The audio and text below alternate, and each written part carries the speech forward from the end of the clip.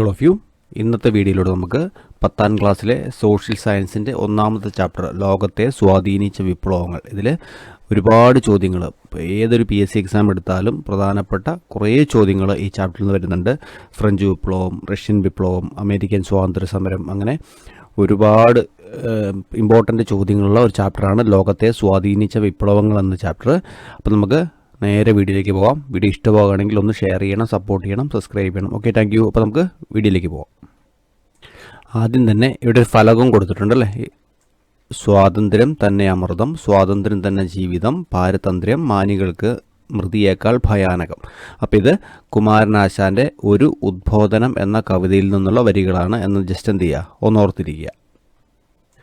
അപ്പോൾ നമുക്ക് എന്താണ് നവോത്ഥാനം എന്ന് നോക്കാം. ആദ്യകാല വിപ്ലവങ്ങൾക്ക് പ്രേരകമായ പ്രധാന ഘടകം നവോത്ഥാനമാണ്. നവോത്ഥാനം മനുഷ്യൻ്റെ ചിന്തയിലും കാഴ്ചപ്പാടിലും ജീവിതത്തിലും ശ്രദ്ധേയമായ മാറ്റങ്ങളുണ്ടാക്കി. അതേപോലെ യുക്തിരഹിതമായ വിശ്വാസങ്ങളെയും സമ്പ്രദായങ്ങളെയും ചോദ്യം ചെയ്യാൻ നവോത്ഥാനത്തിൻ്റെ ഫലമായി രൂപം കൊണ്ട ഈ പുതിയ കാഴ്ചപ്പാടുകൾ മനുഷ്യനെ പ്രേരിപ്പിച്ചു. അപ്പം നവോത്ഥാനത്തിൻ്റെ ഫലമായി ശാസ്ത്രരംഗത്തുണ്ടായ പുരോഗതി 18ാം നൂറ്റാണ്ടിൽ യൂറോപ്പിൽ ജ്ഞാനോദയത്തിന് രൂപം നൽകി. അപ്പോൾ നമുക്ക് എന്താണ് ജ്ഞാനോദയം എന്ന് നോക്കാം.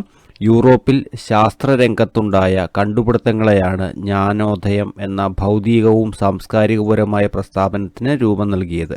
യുക്തിചിന്തയ്ക്ക് പ്രാധാന്യം നൽകിയ ജ്ഞാനോദയ ചിന്തകർ സമൂഹം നിരന്തരം പുരോഗതിയിലേക്ക് വളരുകയാണെന്ന് അഭിപ്രായപ്പെട്ടു. അപ്പം ജ്ഞാനോദയം എന്താണെന്ന് ചെയ്യാം, ജസ്റ്റ് ഒന്ന് ഓർത്തിരിക്കുക.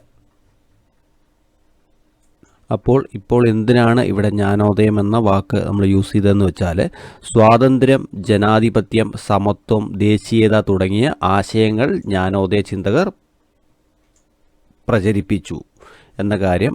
അതുകൊണ്ടാണ് പല അടിമത്തത്തിൽ കിടന്ന രാജ്യങ്ങളും അമേരിക്ക ആവട്ടെ, ഫ്രഞ്ച് ആവട്ടെ, എല്ലാവരും എന്ത് ചെയ്യുക, അവർക്ക് സ്വാതന്ത്ര്യം വേണം എന്ന ചിന്തയിലേക്ക് അവർ എത്തിച്ചേർന്നത്.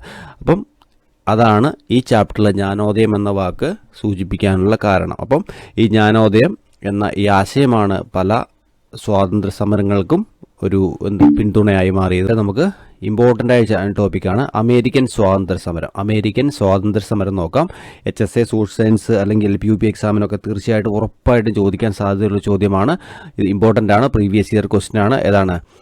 പ്രാതിനിധ്യമില്ലാതെ നികുതിയില്ല എന്ന മുദ്രാവാക്യം ഏത് സമരവുമായി ബന്ധപ്പെട്ടതാണ്? ഏത് സമരമാണ്? അമേരിക്കൻ സ്വാതന്ത്ര്യ സമരമാണെന്ന കാര്യം ഓർത്തിരിക്കുക. ഇനി HSA പോലുള്ള സോഷ്യൽ സയൻസ് പോലുള്ള എക്സാമിന് ചോദിക്കുന്ന ചോദ്യം ഇങ്ങനെയായിരിക്കും: ഈ മുദ്രാവാക്യത്തിന് രൂപം നൽകിയത് ആരാണ്? ജെയിംസ് ഓട്ടിസ് ആണ്. ജെയിംസ് ഓട്ടിസ് എന്ന കാര്യം ഓർത്തിരിക്കുക.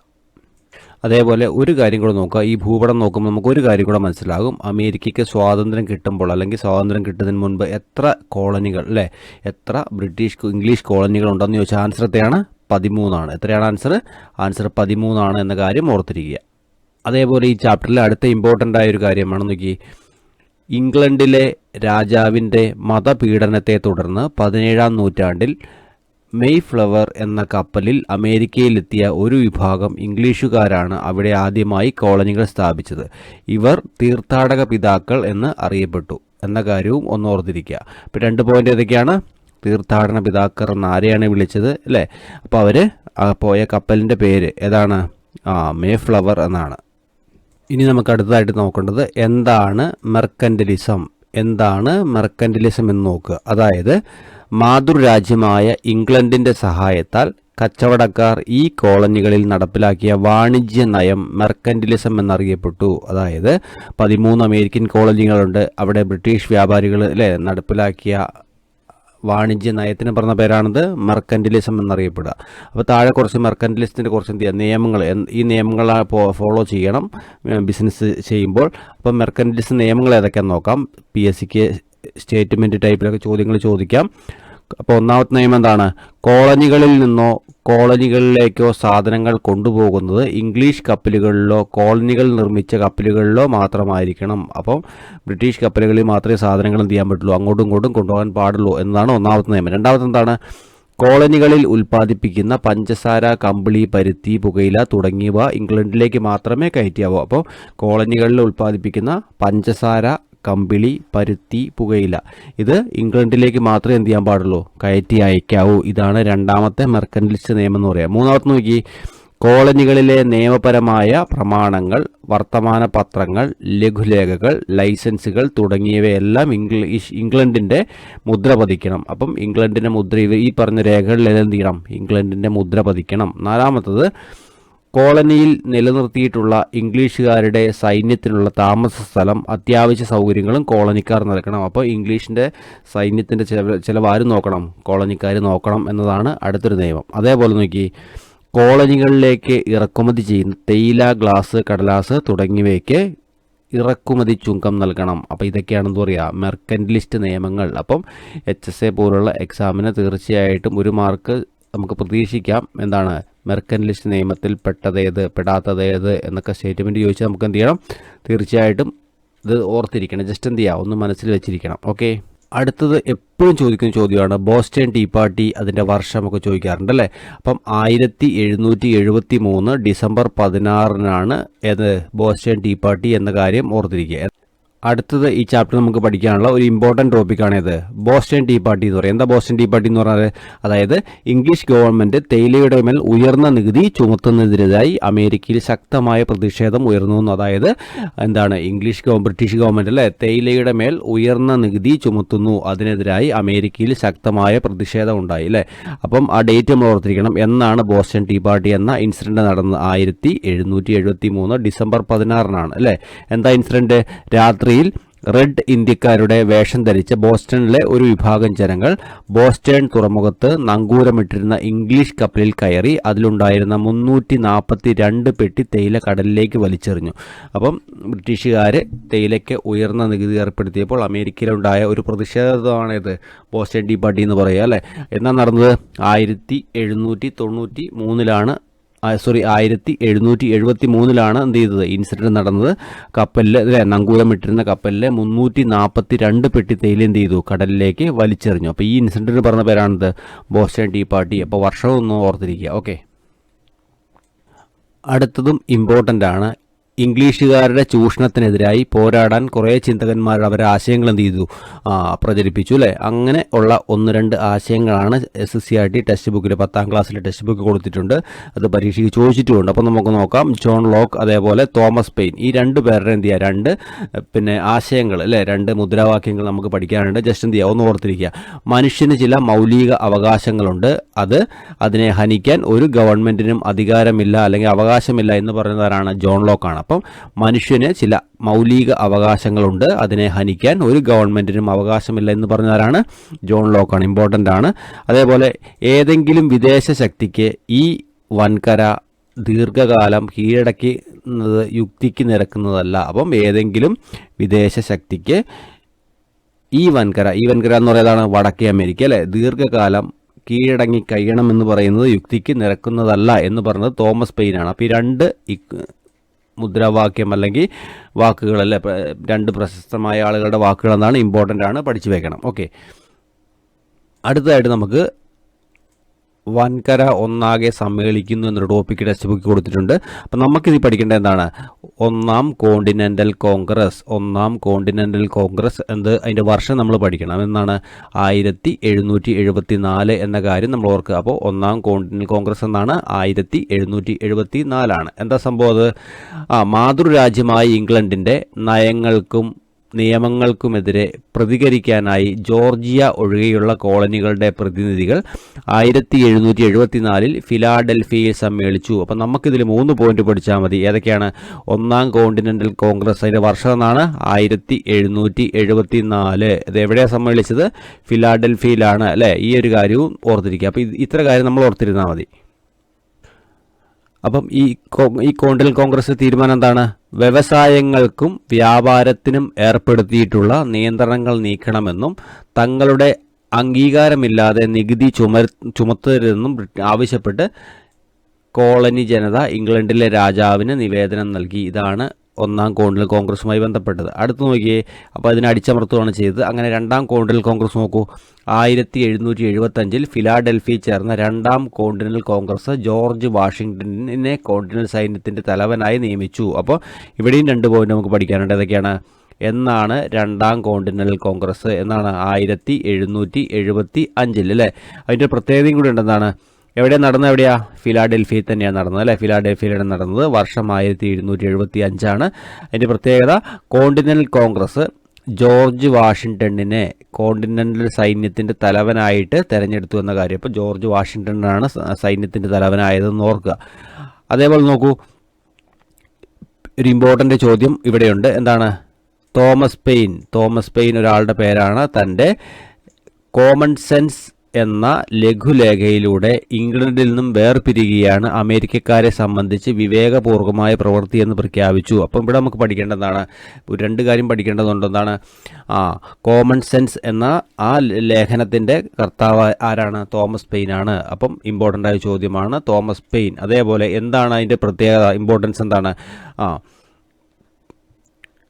ഇംഗ്ലണ്ടിൽ നിന്നും വേർപിരിയുകയാണ് അമേരിക്കക്കാരെ സംബന്ധിച്ച് വിവേകപൂർവമായ പ്രവൃത്തി എന്ന് പ്രഖ്യാപിച്ചു ഈ പുസ്തകത്തിലൂടെ. ഈ കാര്യം ഒന്ന് ഓർത്തിരിക്കുക. അടുത്ത ഇമ്പോർട്ടൻ്റ് ആയ ഒരു പോയിന്റ് ഇവിടെയുണ്ട്. എന്താണ്? 1776 ജൂലൈ 4 അമേരിക്കൻ കോണ്ടിനെൻ്റൽ കോൺഗ്രസ് ലോക പ്രശസ്തമായ സ്വാതന്ത്ര്യ പ്രഖ്യാപനം നടത്തി. അടുത്തായിട്ട് നമുക്ക് നോക്കേണ്ടത് 1776 ജൂലൈ 4 അമേരിക്കൻ കോണ്ടിനെൻ്റൽ കോൺഗ്രസ് ലോക പ്രശസ്തമായ സ്വാതന്ത്ര്യ പ്രഖ്യാപനം നടത്തി. അപ്പം അടുത്ത് പഠിക്കേണ്ടത് സ്വാതന്ത്ര്യ പ്രഖ്യാപനം നടത്തിയ വർഷം 1776 ജൂലൈ 4 എന്ന കാര്യം ഓർത്തിരിക്കുക. അതേപോലെ എഴുതി തയ്യാറാക്കിയതാരാണ്? തോമസ് ജെഫേഴ്സൺ ബെഞ്ചമിൻ ഫ്രാങ്ക്ലിൻ എന്ന കാര്യവും ഓർത്തിരിക്കുക. ഇമ്പോർട്ടൻ്റ് ആണ്. PSCക്ക് പ്രീവിയസ് ചോദിച്ചിട്ടുണ്ട്, HSIക്ക്. അടുത്തത് ഈ ചാപ്റ്ററിൽ പഠിക്കാനുള്ളത് 1783 പാരീസ് ഉടമ്പടി പ്രകാരം ഇംഗ്ലണ്ട് 13 കോളനികളുടെ സ്വാതന്ത്ര്യം അംഗീകരിച്ചു എന്ന കാര്യം ഓർത്തിരിക്കുക. അപ്പോൾ ഇവിടെ വർഷം ഏതാണ്? കോളനികൾക്ക് സ്വാതന്ത്ര്യം കിട്ടിയ വർഷം 1783. ഏത് ഉടമ്പടി പ്രകാരമാണ്? പാരീസ് ഉടമ്പടി പ്രകാരമാണ്. പ്രധാനപ്പെട്ട പോയിന്റുകൾ മാത്രമേ മാർക്ക് ചെയ്യുന്നുള്ളൂ, ഇമ്പോർട്ടൻ്റ് മാത്രം. അപ്പം അടുത്ത് നോക്കൂ. അതേപോലെ അടുത്തൊരു ഇമ്പോർട്ടൻ്റ് പോയിന്റ് ഇവിടെയുണ്ട്. തുടർന്ന്, അപ്പോൾ സ്വാതന്ത്ര്യം കിട്ടി അല്ലെ, അംഗീകരിച്ചു. അപ്പോൾ അതിനുശേഷം നോക്കി, തുടർന്ന് ഫിലാഡൽഫിയയിൽ ചേർന്ന ഭരണഘടനാ സമ്മേളനം ജെയിംസ് മാഡിസന്റെ നേതൃത്വത്തിൽ അമേരിക്കയ്ക്കായി ഭരണഘടന തയ്യാറാക്കി. അതേപോലെ പുതിയ ഭരണഘടനാ പ്രകാരം രൂപീകരിക്കപ്പെട്ട അമേരിക്കൻ ഐക്യനാടുകളുടെ ആദ്യ പ്രസിഡന്റായി ജോർജ് വാഷിങ്ടൺ തിരഞ്ഞെടുക്കപ്പെട്ടു. അപ്പോൾ ഇവിടെ 2 പോയിന്റ് നമുക്ക് പഠിക്കേണ്ടതുണ്ട്. എന്നാണ് സ്വാതന്ത്ര്യം കിട്ടിയത്? 1783. ഏത് ഉടമ്പടി പ്രകാരം? പാരീസ് ഉടമ്പടി പ്രകാരം അല്ലേ. അതേപോലെ നോക്കി, ഭരണഘടന സമ്മേളനം ജെയിംസ് മാഡിസന്റെ അമേരിക്കയിൽ ഭരണഘടന. അപ്പോൾ അമേരിക്കയ്ക്ക് വേണ്ടി ഭരണഘടന തയ്യാറാക്കിയിരുന്ന ആരുടെ നേതൃത്വത്തിലാണ്? James Madison. പേര് മറക്കണ്ട, ജെയിംസ് മാഡിസൺ. അതേപോലെ ആദ്യ പ്രസിഡന്റ് ആരാണ്? George Washington. അപ്പോൾ ഈ 4 പോയിന്റ്. അപ്പോൾ 1783 പാരീസ് ഉടമ്പടി, ജെയിംസ് മാഡിസൺ, ജോർജ് വാഷിങ്ടൺ. ഇത്രയും കാര്യം എന്ത് ചെയ്യുക? ഈ ചാപ്റ്ററിൽ നിന്ന് ഓർത്തിരിക്കണം. അപ്പോൾ 10ാം ക്ലാസ്സിലെ ടെക്സ്റ്റ് ബുക്കിൽ ഇത്രയുമാണ് അമേരിക്കൻ സ്വാതന്ത്ര്യ സമരവുമായി ബന്ധപ്പെട്ട് കൊടുത്തിട്ടുള്ളൂ. ഇമ്പോർട്ടൻ്റ് പോയിന്റ് നമ്മൾ മാർക്ക് ചെയ്ത് നോക്കി. അടുത്ത് നമുക്ക് പഠിക്കേണ്ടത് ഫ്രഞ്ച് വിപ്ലവമാണ്. രണ്ടാമത്തേതാണ്. ഇപ്പോൾ ലോകത്തെ സ്വാധീനിച്ച വിപ്ലവങ്ങൾ എന്നതിൽ അടുത്ത് നമുക്ക് പഠിക്കേണ്ടതാണ് ഫ്രഞ്ച് വിപ്ലവമാണ്.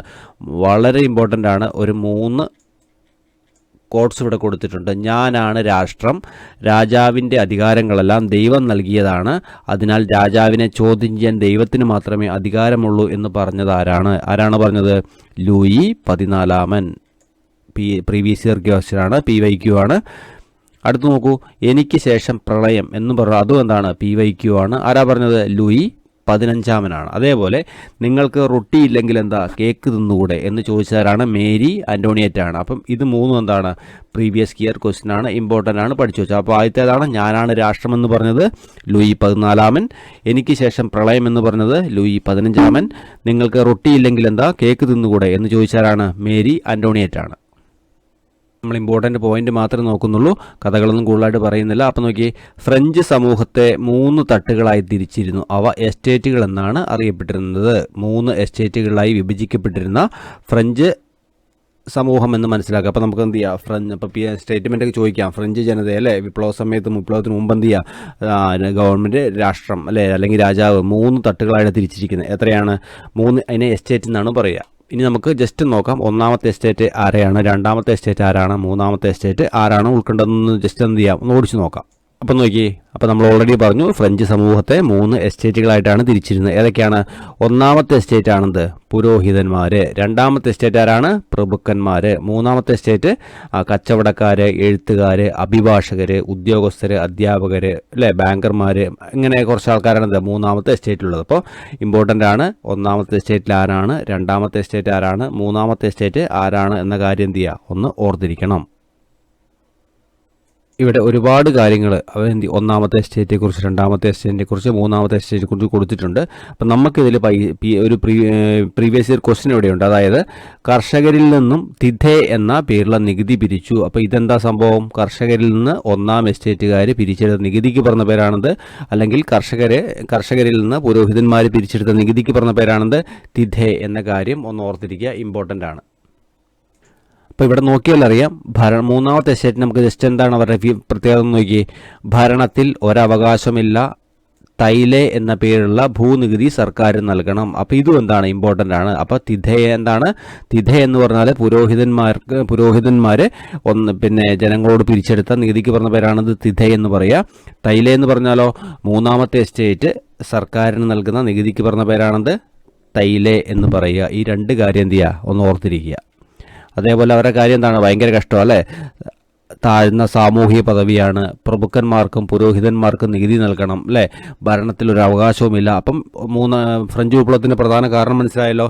1ഉം 2ഉം എസ്റ്റേറ്റ് സുഖമായിട്ട് ജീവിച്ചു, മൂന്നാമത്തെ എസ്റ്റേറ്റ് എന്ത് ചെയ്തു, വളരെ ദുരിതപൂർണമായ ജീവിതമാണ് നയിച്ചത്. അപ്പോൾ അതിൽ നിന്ന് രക്ഷപ്പെടാൻ വേണ്ടിയിട്ടാണ് അവരെന്ത് ചെയ്തത്, ഫ്രഞ്ച് വിപ്ലവം നയിച്ചതെന്ന കാര്യം ഏറ്റവും ഷോർട്ടായിട്ട് എന്ത് ചെയ്യുക, ഒന്ന് ഓർത്തിരിക്കുക.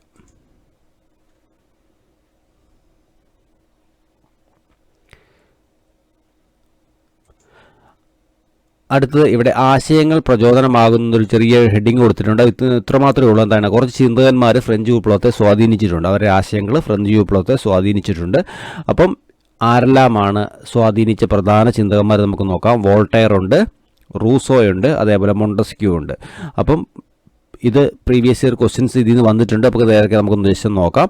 വോൾട്ടയർ എന്താണ്, പുരോഹിതന്മാരുടെ ചൂഷണത്തെ പരിഹസിച്ചു. അതേപോലെ യുക്തിചിന്ത, സമത്വം, മനുഷ്യസ്നേഹം എന്നിവ പ്രോത്സാഹിപ്പിച്ചു. ഇതാണ് വോൾട്ടയറിൻ്റെ സംഭാവന. അതേപോലെ എന്താണ് റൂസോയുടെ സംഭാവന എന്ന് നോക്കി. സ്വതന്ത്രനായി ജനിക്കുന്ന മനുഷ്യൻ എവിടെയും ചങ്ങലകളിലാണ് എന്ന പ്രസ്താവനയിലൂടെ സ്വാതന്ത്ര്യത്തിൻ്റെ പ്രാധാന്യം വ്യക്തമാക്കി. അപ്പോൾ മനുഷ്യൻ സ്വതന്ത്രനായിട്ട് ജനിക്കുന്നു, പക്ഷെ അവൻ എല്ലായിടത്തും ചങ്ങലകളിലാണ് എന്നാണ് അദ്ദേഹത്തിൻ്റെ ഒരു പ്രധാന കോട്ട്, അല്ലേ, ഭയങ്കര മീനിങ് ഫുള്ളായ കോട്ടാണ്. ഇത് ജനങ്ങളെ എന്ത് ചെയ്തു, ഒരുപാട് സ്വാധീനിച്ചു. അപ്പോൾ അതും പ്രീവിയസ് ഇയർ ക്വസ്റ്റ്യൻ ആണ്. അതേപോലെ നോക്കി, ജനങ്ങളാണ് പരമാധികാരി എന്ന് പ്രഖ്യാപിച്ചതാരാണ്, അതും റൂസോയാണ്. അടുത്ത് നോക്കിയേ, മൊണ്ടസ്ക്യൂവിൻ്റെ സംഭാവന, ജനാധിപത്യത്തെയും റിപ്പബ്ലിക്കിനെയും പ്രോത്സാഹിപ്പിച്ചു. ഗവൺമെൻറ്റിനെ നിയമനിർമ്മാണം, കാര്യനിർവഹണം, നീതിന്യായ വിഭാഗം എന്നീ 3 ആയിട്ട് തിരിക്കണമെന്ന് വാദിച്ചു. ഇതാണ് മൊണ്ടസ്ക്യൂവിൻ്റെ സംഭാവന. അപ്പോൾ 3 പേരുടെ സംഭാവനകൾ എന്ത് ചെയ്യുക, ഒന്ന് ഓർത്തിരിക്കുക. അപ്പം പുരോഹിതന്മാരുടെ ചൂഷണത്തെ, അപ്പോൾ HSA പോലുള്ള സോഷ്യൽ സയൻസ് പോലുള്ള എക്സാമിന് ഇതേപോലെ നമ്മൾ എന്ത് ചെയ്യണം, പഠിച്ചിരിക്കണം. ബാക്കി എക്സാമുകൾക്ക് ഇങ്ങനെ കാര്യമായിട്ട് എന്ത് ചെയ്യുക, കോഡ്സൊക്കെ ഒന്ന് ഓർത്തിരുത്താൽ മതി. അല്ലാതെ പുരോഹിതന്മാർ ചൂഷണത്തെ പരിഹരിച്ചാരാണെന്ന് എന്ത് ചെയ്യില്ല, ചോദിക്കത്തില്ല. അപ്പം HSA സോഷ്യൽ സയൻസിലുള്ള ആളുകൾ എന്ത് ചെയ്യണം, ഈ ടേബിൾ അതേപോലെ എന്ത് ചെയ്യുക, പഠിച്ച് വെക്കണം. വളരെ ഇമ്പോർട്ടൻ്റ് ആണ്. അപ്പോൾ ഈ ടേബിൾ എന്താണ്, തീർച്ചയായിട്ടും പരീക്ഷയ്ക്ക് ചോദിക്കാൻ സാധ്യതയുണ്ട്. അടുത്ത് നോക്കി, ഇനി നമുക്ക് പഠിക്കേണ്ടത് 3ആം എസ്റ്റേറ്റ് മുന്നേറുന്നു എന്നൊരു ടോപ്പിക് ഇവിടെയുണ്ട്. അതിൽ നമുക്ക് നോക്കേണ്ടത് എന്താണ്, അതിൽ നമുക്ക് നോക്കേണ്ടത് ടെന്നീസ് കോർട്ട് പ്രതിജ്ഞ എന്നൊരു ഇൻസിഡൻറ്റും അതിൻ്റെ വർഷവുമാണ് നോക്കേണ്ടത്. അപ്പം ഇത്ര മാത്രം നോക്കിയാൽ മതി. അപ്പം നമ്മൾ ഓൾറെഡി പറഞ്ഞു, ഫ്രാൻസിലെ രാജാക്കന്മാരാണെന്ത് ധൂർത്ത്, അല്ലേ, ആഡംബര ജീവിതങ്ങൾ നയിച്ച് യുദ്ധങ്ങളിലൂടെ എല്ലാം എന്താണ് സാമ്പത്തിക നാശം വരുത്തി, സാമ്പത്തിക സ്ഥിതി വളരെ ഗുരുതരമാക്കിയെന്ന് നമ്മൾ പഠിച്ചു. അപ്പം അതിൽ നിന്ന് രക്ഷ നേടാൻ വേണ്ടി എന്ത് ചെയ്യണം, വീണ്ടും നികുതി കൂട്ടേണ്ട അവസ്ഥയിലേക്ക് എത്തി, അല്ലേ. അങ്ങനെ 1789 ചക്രവർത്തി ലൂയി 16 ജനപ്രതിനിധിയിലേക്ക് സഭയായ സ്റ്റേറ്റ് ജനറൽ വിളിച്ചു ചേർത്തു.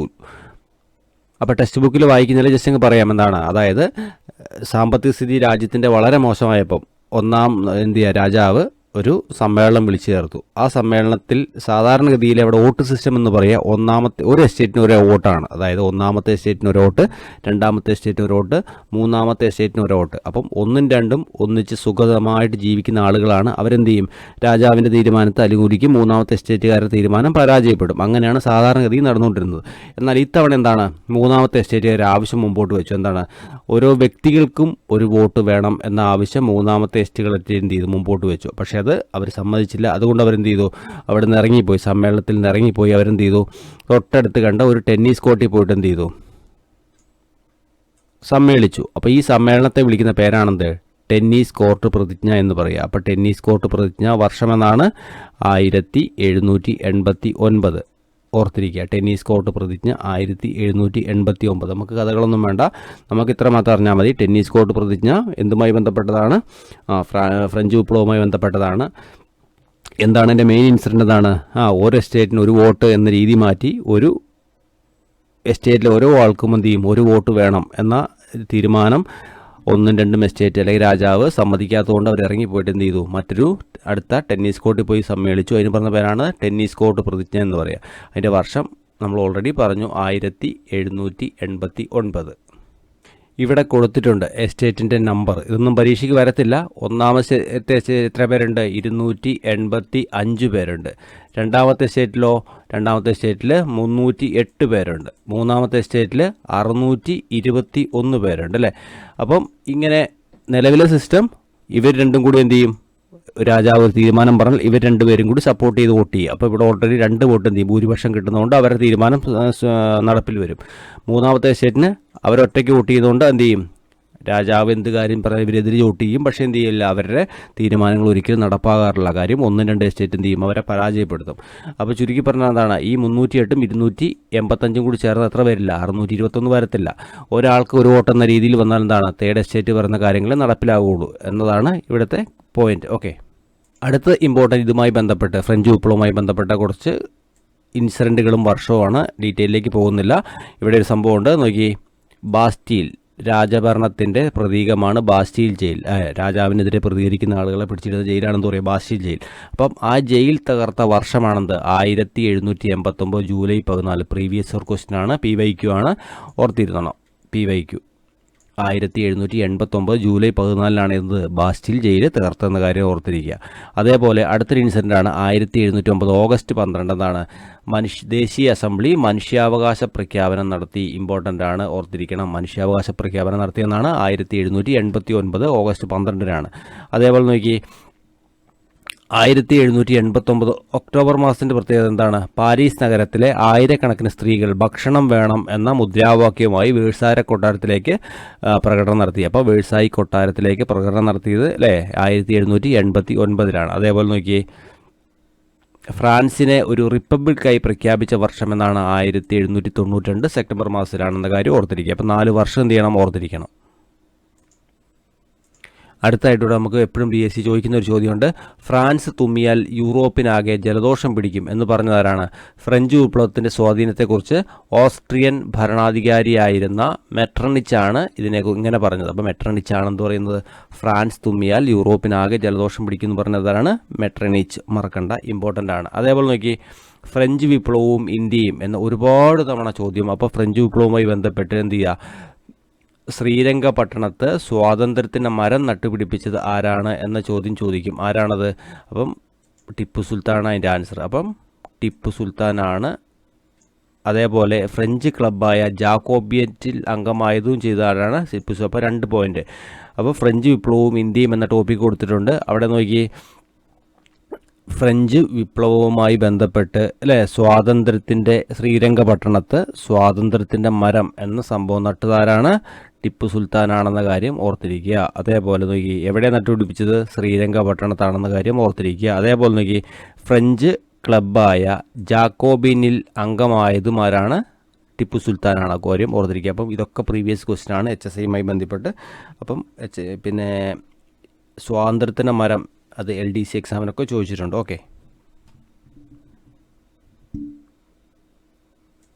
അടുത്ത് നമുക്കിവിടെ പഠിക്കേണ്ടത് ഒരു പുസ്തകവും അത് എഴുതിയ ആളാരാണെന്ന് നമുക്ക് നോക്കേണ്ടത്. ഫ്രഞ്ച് ചിന്തകൻ റൂസോ നമ്മൾ ഓൾറെഡി പറഞ്ഞു. അദ്ദേഹത്തിൻ്റെ പുസ്തകത്തിൻ്റെ പേരാണ് സോഷ്യൽ കോൺട്രാക്ട്. ഏതാണ്? Social contract. അപ്പോൾ സോഷ്യൽ കോൺട്രാക്ട് ആരുടെ ബുക്കാണ്? അത് റൂസോയുടെ ബുക്കാണ്. PYQ ആണ്, ഓർത്തിരിക്കുക. അതേപോലെ നോക്കി, നെപ്പോളിയനും ഫ്രഞ്ച് വിപ്ലവവും എന്ന ഒരു സംഭവമുണ്ട്, ഒരു ഹെഡിങ് ഉണ്ട്. അപ്പം നെപ്പോളിയൻ്റെ കുറച്ച് കാര്യങ്ങൾ നമുക്ക് ഇമ്പോർട്ടൻ്റ് ആയിട്ടുണ്ട്, നോക്കാം. ഇപ്പം നെപ്പോളിയൻ ഫ്രാൻസിൻ്റെ അധികാരം പിടിച്ചെടുത്ത വർഷം ചോദിക്കും. 1799 എന്ത് ചെയ്തത് നെപ്പോളിയൻ പിന്നെ ഫ്രാൻസിൻ്റെ ഭരണം ഏറ്റെടുത്തത്. നമുക്കറിയാം നെപ്പോളിയൻ എന്താണ്, ഒരു ഏകാധിപതിയാണ് എന്ന കാര്യം ഓർത്തിരിക്കാം. എന്നാലും അദ്ദേഹം അധികാരം പിടിച്ചെടുത്തു കഴിഞ്ഞ ശേഷം കുറച്ച് ആശയങ്ങൾ മുമ്പോട്ട് വെച്ചു, അത് നടപ്പിലാക്കുകയും ചെയ്തു. അതിന് പറഞ്ഞ പേരാണ് നെപ്പോളിയൻ കോഡ് എന്നൊക്കെ നമ്മൾ പറയും, നെപ്പോളിയൻ കോഡ്. അപ്പോൾ അദ്ദേഹം നടപ്പിലാക്കിയ കുറച്ച് ആശയങ്ങളാണ് ഇവിടെ കൊടുത്തേക്കുന്നത്. ഇതാണ് നെപ്പോളിയൻ കോഡ് എന്ന് പറയുക. അതേപോലെ ഇവിടെ പഠിക്കേണ്ട മറ്റൊരു കാര്യം, നെപ്പോളിയൻ അധികാരം എന്നാണ് നഷ്ടപ്പെട്ടത്. 1815 നടന്ന വാട്ടർലൂ യുദ്ധം, അതും ഓർത്തിരിക്കണം. അപ്പം നെപ്പോളിയൻ അധികാരം നഷ്ടപ്പെട്ട യുദ്ധം ഏതാണ്? വാട്ടർലൂ യുദ്ധമാണ്. അതിൽ നിന്ന് യൂറോപ്യൻ സൈന്യത്തോടാണ് എന്ത് ചെയ്തത് നെപ്പോളിയൻ പരാജയപ്പെടുന്ന കാര്യം ഓർത്തിരിക്കുക. അപ്പം നെപ്പോളിയൻ കോഡ് എന്താണ്? അതേപോലെ യൂറോപ്യൻ സൈന്യത്തോട് 1815 വാട്ടർലൂ യുദ്ധത്തിൽ നെപ്പോളിയൻ പരാജയപ്പെട്ടു എന്ന കാര്യം എന്ത് ചെയ്യുക, ഒന്ന് ഓർത്തിരിക്കുക.